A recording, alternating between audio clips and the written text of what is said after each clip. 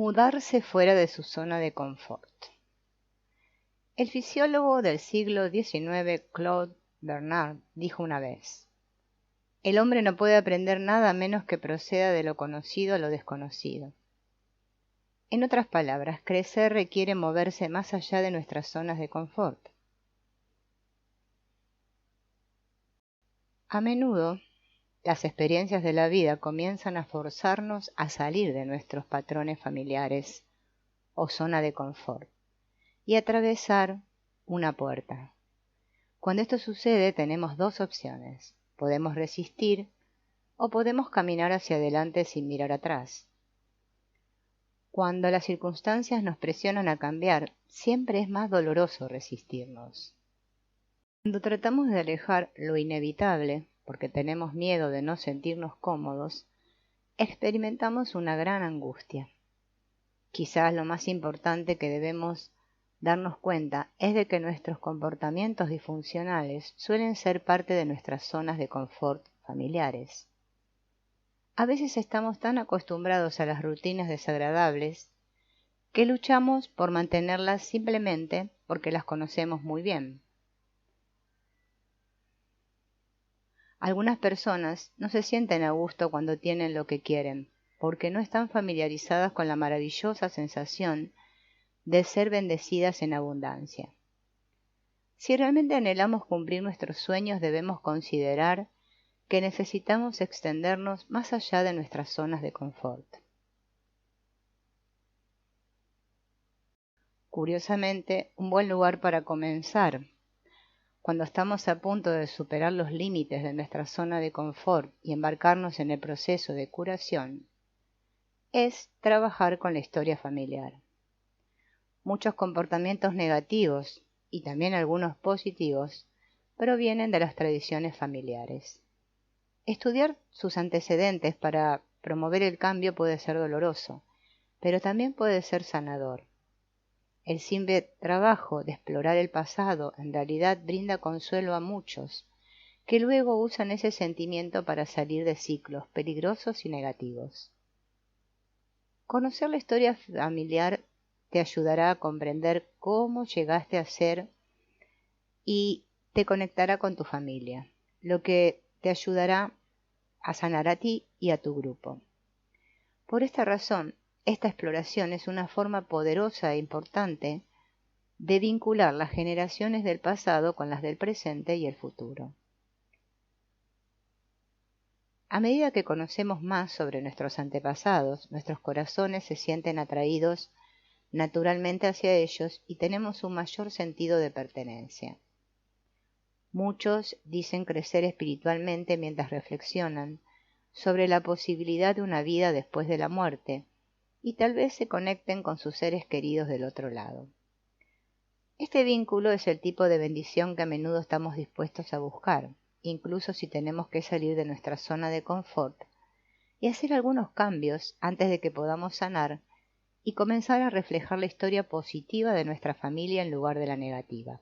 Cuando no limpiamos nuestros armarios emocionales y no somos honestos con nosotros mismos acerca de nuestras emociones, nuestros problemas apestosos pueden afectar de manera incómoda la vida de varios de los demás.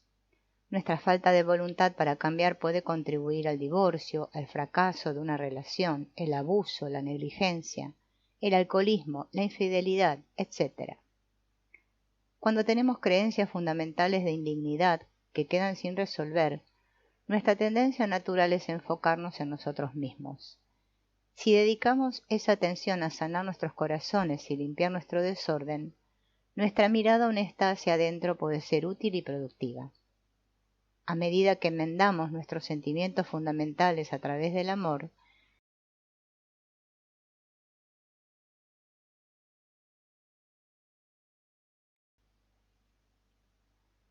sentimos más afecto hacia nosotros mismos, lo que limpia nuestras vidas y nos da la capacidad de amar y servir a los demás.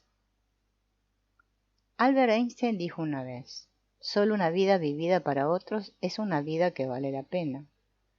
Una vez que hayas trabajado en ti mismo, curando tus males emocionales y descubriendo tus necesidades insatisfechas, La forma más rápida de avanzar y descubrir una persona más feliz es recurrir a los demás. El contentamiento es a menudo proporcional al servicio que prestamos libremente. Mucha gente afirma que el camino hacia la felicidad pasa por actos desinteresados de bondad y amor. Cuando nuestras vidas son extremadamente disfuncionales, se vuelve más difícil para nosotros dar, pero a medida que sanamos tenemos mayores oportunidades de levantar y ayudar a los necesitados. Ayudar a los demás a menudo requiere que estemos en un terreno más elevado, para ser más fuertes y más estables, para poder apoyar a nuestros familiares, vecinos y amigos que luchan. Al enfocar nuestra atención lejos de nosotros mismos, milagrosamente descubrimos que nuestras necesidades están cubiertas. Es otra paradoja de este universo. Estamos llenos cuando miramos hacia afuera, nos sentimos satisfechos al dar, servir y amarnos unos a otros.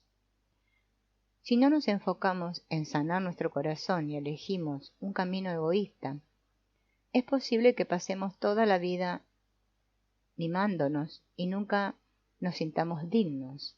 En el proceso de curación, es probable que te encuentres con algunos obstáculos, incluso después de haber salido de tu zona de confort y haber enmendado tus necesidades insatisfechas.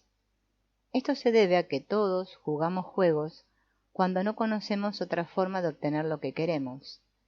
El cambio es difícil, por lo que a veces volvemos a métodos más fáciles de obtener amor o atención. El juego o la manipulación a menudo comienza cuando somos jóvenes como una forma inocente de llamar la atención. Por ejemplo, un niño puede fingir que está enfermo para llamar la atención de sus padres. Lamentablemente muchos adultos hacen cosas similares por razones similares, basadas en la noción subconsciente de que estar enfermo da derecho a amar. Es posible que algún antepasado comenzara con este juego.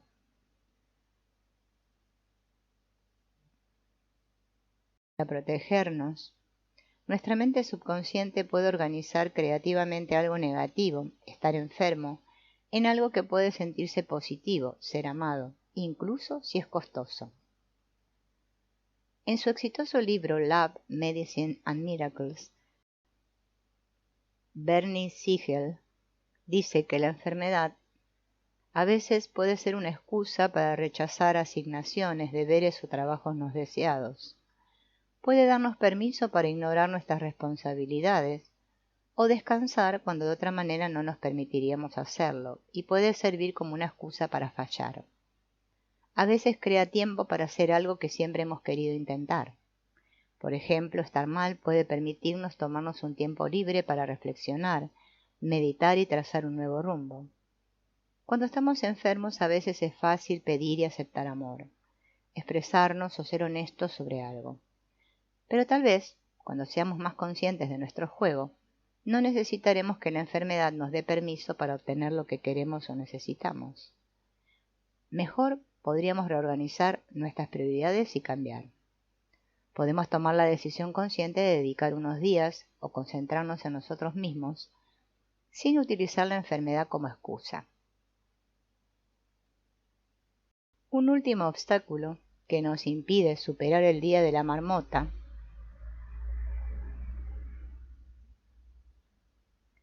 es la necesidad de controlar a otras personas y situaciones.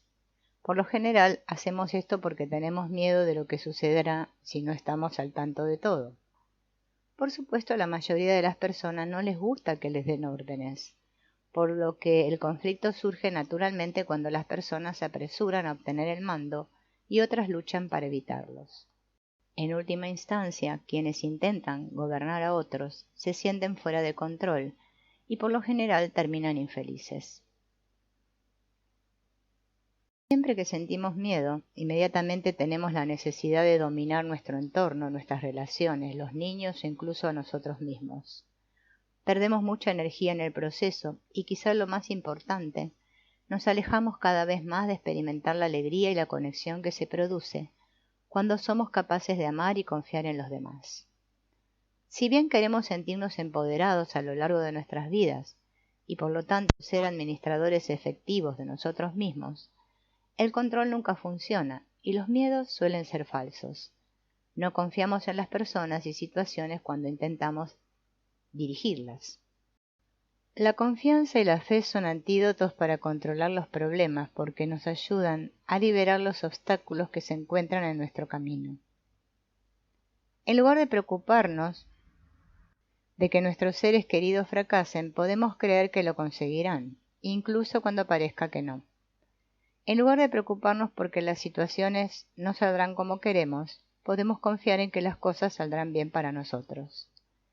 Al poner nuestra energía en la confianza y la fe en lugar del miedo, podemos ser felices, sentirnos empoderados y realmente nos apoyamos a nosotros mismos y a los demás. Podemos evitar el estrés esperando que al final todos se unan y la verdad es que así será. Aunque la seguridad se puede encontrar dentro de un entorno controlado, cuando un miedo tremendo nos atrapa en la necesidad de gobernar a los demás, la situación o nosotros mismos, no podemos seguir adelante y en última instancia no experimentamos una verdadera sensación de libertad y alegría. Un escritor anónimo dijo una vez: la gente no envejece. Cuando dejan de crecer, envejecen. El universo está hecho de materia que eventualmente se descompone. Diferentes elementos se combinan para formar oposición y a pesar de nuestros esfuerzos por curarnos y recuperarnos, hay una falta en el proceso. Envejecemos porque no podemos mantener el ritmo al que necesitamos reparar o curar. ¿Alguna vez has conocido a una persona mayor que parece joven, que todavía tiene sed de conocimiento, le encanta aprender y jugar y abraza el crecimiento y el cambio? A pesar de sus arrugas, ¿esta persona te parece mayor? La edad es relativa. Los jóvenes pueden parecer agotados y sus espíritus mueren, y su deseo de progresar y un mayor conocimiento desaparecen. ¿Qué significa todo esto? Creo que debemos usar la oposición a nuestro favor, tomando las cosas malas que nos pasan y usándolas para crecer. Después de todo, sin oscuridad, ¿cómo podemos reconocer o apreciar la luz? Sin tristeza, ¿cómo podemos saber realmente lo que significa tener alegría? Sin miedo, ¿cómo podemos entender la confianza?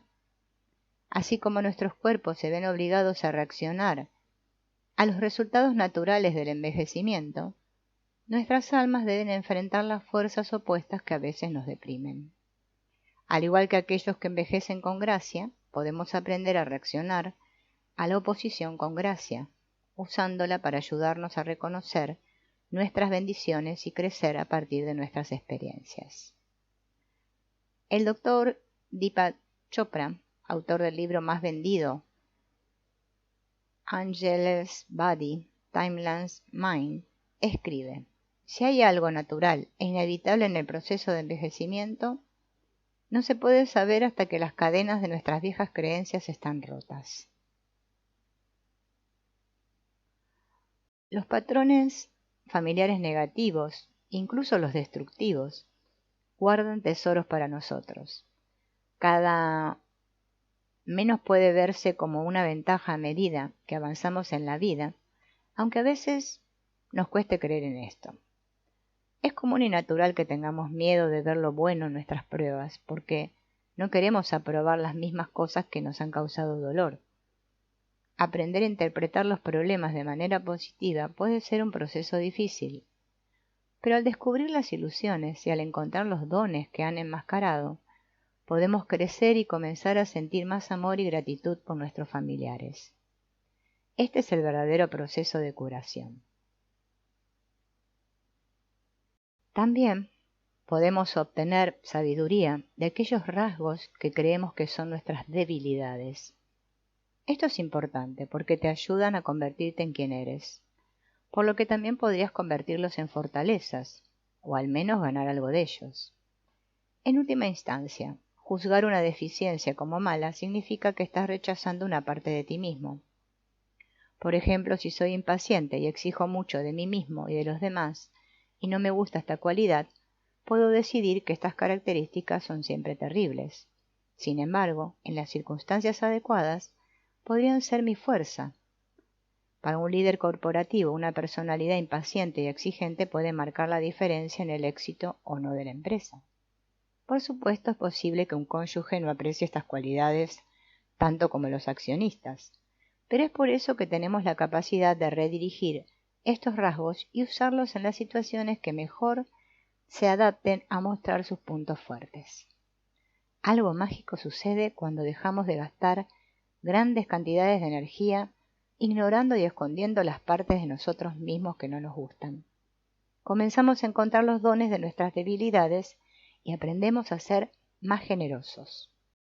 El lado oscuro de Los cazadores de la luz, de la autora Debbie Ford, analiza el proceso de aceptar nuestras debilidades, que ella llama el lado oscuro de nuestras personalidades. Ella describe cómo las cosas que detestamos de nosotros mismos pueden socavar nuestros sentimientos de dignidad, y como es natural, cuando estamos cara a cara con nuestro lado oscuro, darle la espalda o hacer un arreglo con él para dejarnos en paz. Sin embargo, señala que cuando hacemos esto, inadvertidamente bloqueamos algunos de nuestros recursos más valiosos. Estos atributos intentan aflorar y llamar nuestra atención, y podemos usarlos para mejorarnos a nosotros mismos. Pero como tenemos miedo de enfrentarlos, gastamos mucha energía manteniéndolos encerrados. En el proceso terminamos sintiéndonos cada vez más indignos.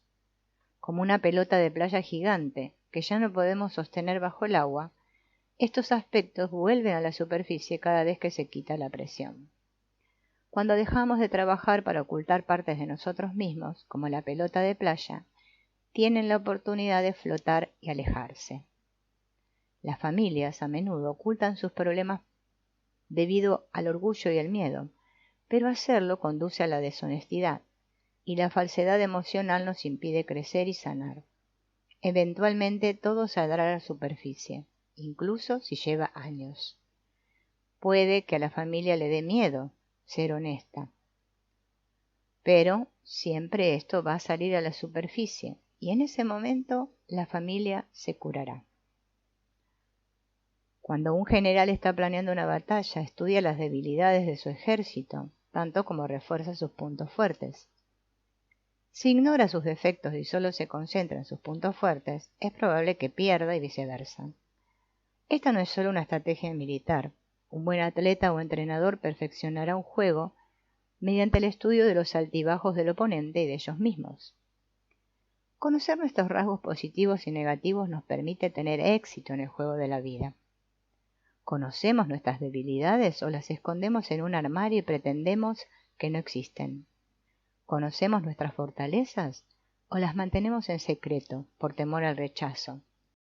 Nuestra capacidad para triunfar realmente depende de nuestra voluntad de comprendernos, poseernos y aceptarnos a nosotros mismos, tanto en lo bueno como en lo malo. A medida que nos reconciliamos con nosotros mismos, también aprendemos a abrazar a nuestra familia.